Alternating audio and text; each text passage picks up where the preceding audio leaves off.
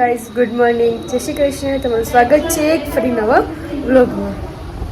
જો હું ટ્યુશનથી આવી ગઈ છું અને મારો નાસ્તો બની ગયો છે. એક બધું ચા ને બધું કેટલા થાય છે એટલે આ બસ જો નાસ્તો કરીને કામ ચાલુ કરી દઈ. ઘણું બધું જ કામ બાકી છે.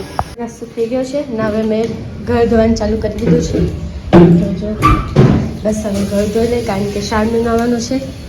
તે પહેલાં ઘરના બાવા બધા પાડીને ઘર ધોવાનું ચાલુ કરી દીધું છે. વાડામાં કામ પતી ગયું છે અને હવે બસ જો ઘર ધોવાય છે. દેવબાગના ઘર ગાઈસ અત્યારે વાગી રહ્યા છે 11:30 અને મારું કામ થઈ ગયું હતું. ડ્રેસિંગ કાચ સાફ કરવા કર્યો છે. ફોનમાં કાઢ્યા પૈકી ત્યાંની ફોનમાં વાત જ કરે છે આ. અને જો ઠંડક આવી બેસી ગયા છે અહીંયા. તો અહીંયા બધા મેથીની ભાજી સુધારે છે. પછી મેં ફોન કર્યો છે અને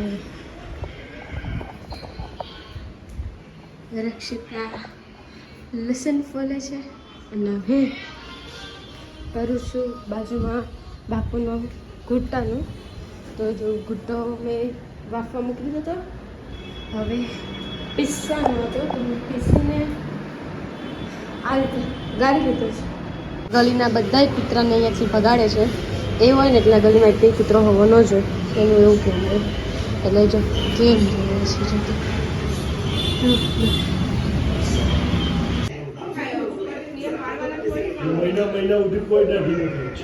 અત્યારે વાગ્યા છે 5:30 અને અહીંયા બાબુ સાંજની તૈયારી કરે છે.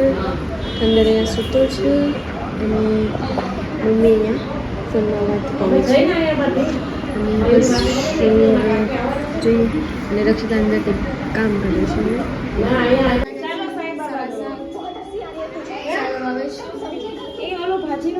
સામાન લેવા જે બતાવવાનો નથી એટલે બતાવ્યો નથી. અને અહીંયા ભાજી છે, પાઉંભાજી બનાવવાની. તો અહીંયા બસ જો મમ્મી બધા કરી દેશે. અમે ગયા હતા બારે અને જસ્ટ આવ્યા છે. તો બસ જો હવે ભાજી આપણે બનાવશું અહીંયાથી.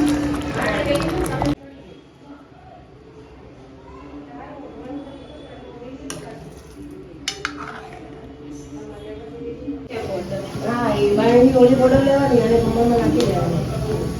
બ્લાઉઝ તો અમુક જરા કમ લખ્યું છે.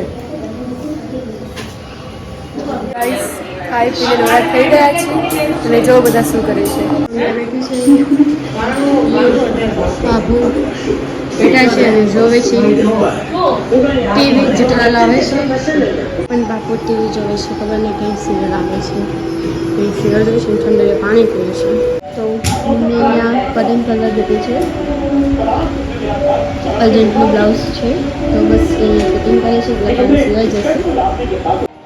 અહીંયા કટિંગ કરે છે અને ઠંડા જોવે છે. એ અત્યારે શીખે છે. લાગે છે કાલે બ્લાઉઝ સીવી નાખશે. ફરી એક નવા બ્લોગ સાથે. તો તમને વિડીયો ગમ્યો હોય તો લાઈક, શેર અને સબસ્ક્રાઈબ કરવાનું ભૂલતા નહીં.